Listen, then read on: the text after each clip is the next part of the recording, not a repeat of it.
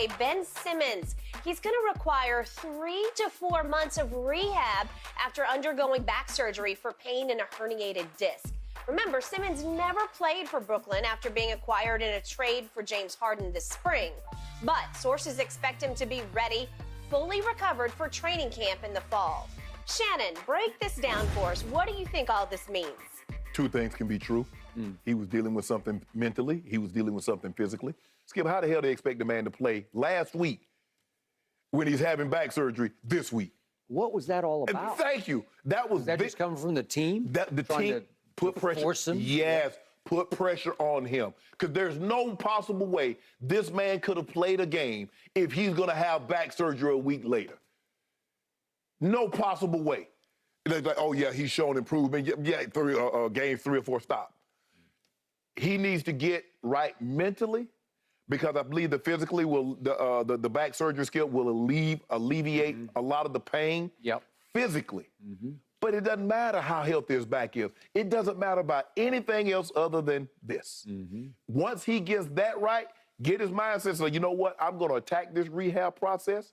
I'm going to come back better, stronger, faster than I was. I'm going to work on my shot. I'm going to work on my game, get back in that space. He'll be fine. But this notion that, oh, nah, Ben's just weak. No. Trust me, Skip, you know, back surgery is the last resort. Normally people, they try to give you, okay, let's try rehab. Let's try physical therapy. Let's see how that works out, and we can go from there. We'll check back with you in a week or two. When people start having surgery, that's the last resort. I agree. So for this man to... And it often doesn't work out. Go ahead. And you know how backs are. I don't know if anybody's ever had a bad back. I've had a bad back, had a couple of times. I've had where I had to get epidurals.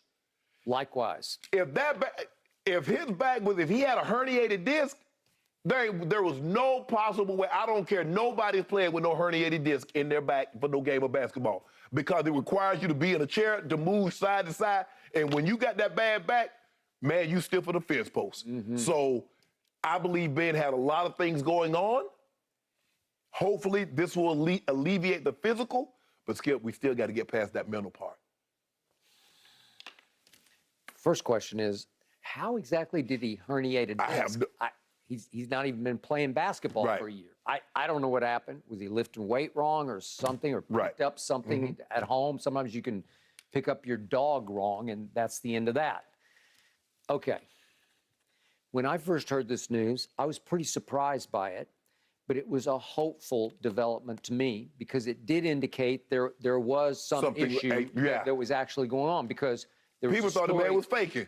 Well, there was a story a week ago that indicated that even he had indicated to the Nets in a private meeting that the mental issue was triggering the back issue. Right. Well, that's called psychosomatic, where your mental problem, your issues are actually manifesting themselves in some sort of physical injury that isn't really there. Right. It's triggering pain that really doesn't exist. Right. Well, this exists. If you got a microdiscectomy, Tiger's had a couple of them. It's no fun. It's no small thing, but they've gotten so good at it that they can usually go in. It's got a bump in it. You know, it's like a tire with a bump in it, and you got to puncture the bump and smooth it off so that it's not hitting into your nerves anymore. Well, sometimes this surgery, most of the time, I would say, can be moderately successful. Moderately successful. You know, sometimes them backs, man, that thing have that pain going down your leg get numb. You can't sit. Yeah, you can't sit down. You can't stand up. There is no position that's comfortable. You can't stand it. You just can't stand it. It's horrendous. It's the worst pain on earth to me. I guess teeth pain can be pretty bad. That toothache. All right. The point is, hopefully for him, if he gets the back fixed, it will help him fix the mental. And yet, in the end, it's all about the mental, and I can't even speak to it because I have no idea what's going on with the mental. But at least because he's only 25 years of age, and I keep saying he's 25 going on 23 because he just hasn't played a lot of basketball. He missed his first year, and now he's missed all another year. He's still only 25. He's a fairly fresh 25. I still like the Nets' chances of winning this trade more than the Sixers' chances, because once again last night, we watched or tried to watch James Harden hide from pressure, hide from the basketball, and he took 15 shots, which was up a little bit from the first game. And he did score 20 points, but if you look at the fourth quarter box, when they had a chance to make a run, he was 0 for 3 in the fourth quarter and scored 2 points. Yeah, well, my biggest takeaway from watching James Harden last night was Tyrese Maxey. If I hadn't known better, I would say Maxey is more of the max player than James Harden. Is he not quicker than James? Is he not more explosive than James? Does he not fight harder and play harder than James? Yep.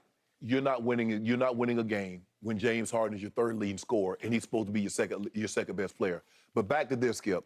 Until Ben is fully healthy, that's the only way that we can properly evaluate this trade. It's hard to say, well, the Nets have won the trade. What if Ben Simmons doesn't play again? I don't know. There's a chance he won't play. Exactly. I agree. So he, excuse me. But Skip, he's at a crossroad in his career, though.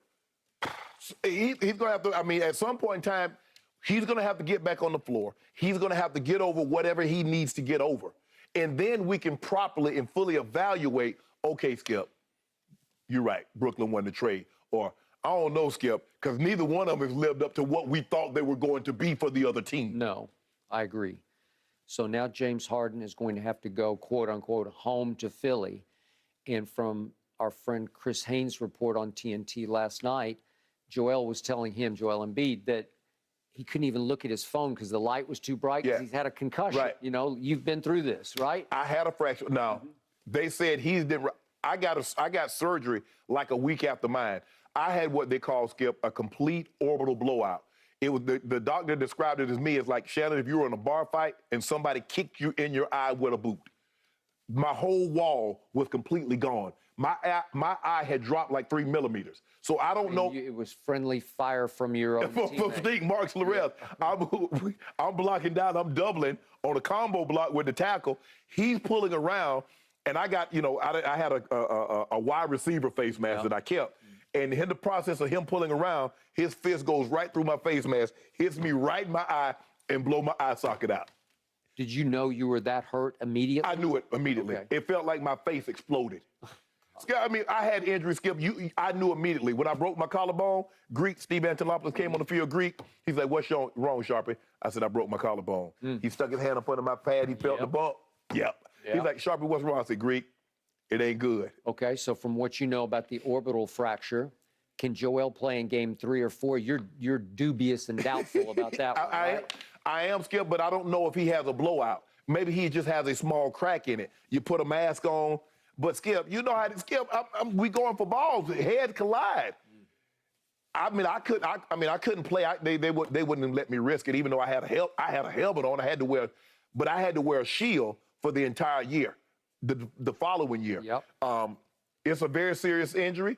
But like I said, I don't know to an extent. I had a complete orbital blowout. Maybe he just has a small crack in his, but it doesn't feel good. And yes, Skip, the light, I had to have my eyes sewn shut for a complete week. So it was tough. It's a tough injury to come back from. I'm going to doubt Joel will be able to play game 3, which means pressure ratchets up on one James Harden, or at least the guy who used to be James Harden, because you don't think he'll get booed off the floor? Oh, yeah. Oh, absolutely.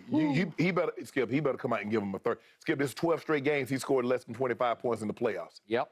That's not the James. But even, Skip, even when he was James Harden, he didn't perform to the level in the playoffs that we expected from him. When he's averaging 36, he's averaging 34. They're like, well, damn, James, why can't you do... Because they officiate the games different. They let you get away with stuff. They let you, the fouls that the ticky-tack stuff that he was getting called, they're not going to call it. He's had so many disappearing acts, and this effectively is yet another, because there's no Joel, and all of a sudden he wound up on the hottest seat. Well, without that step back 3 going, Skip, there's no reason for you to hug up on him. And so now he can't get by people. So you like my Heat more and more? Skip, I like the Heat, but, if Joel Embiid was there, they could make this a series, because Miami is a small team. They're deep, they're talented, but they're really small. They ain't got, Bam, how tall is Bam? What, 6'8"? You say 6'8"? He's listed at 9, but I don't think he goes that. Yeah. Maybe, flat-footed without his socks on. Maybe he's 6'7.5", 6'8". Yeah. Joel Embiid is 7'2". What are they going to do? Yeah. But they got to. They got Dwayne Dedman. You laugh, but he's been around, and he's 7 feet tall. He's been playing a lot. Well, how about this? How about James Harden give them 34? Let Tyrese Maxey chip in with 22. Tobias Harris do. I would love to see that. That's what it is. Yep. But if you get Joel Embiid, but you need Danny Green. Did you see what Danny Green did last night? Well, he's done that to me 100 times when he was a Spur. What you think he did to the Lakers? I know, he did.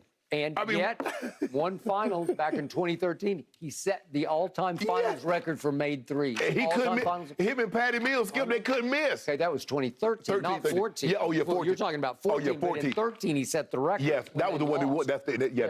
They ended up losing that one. But Danny Green, Skip, 1 of 9 from 3.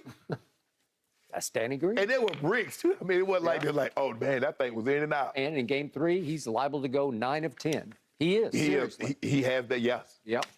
Good luck. Doc says it is still a wait-and-see situation, gentlemen, with Joel Embiid.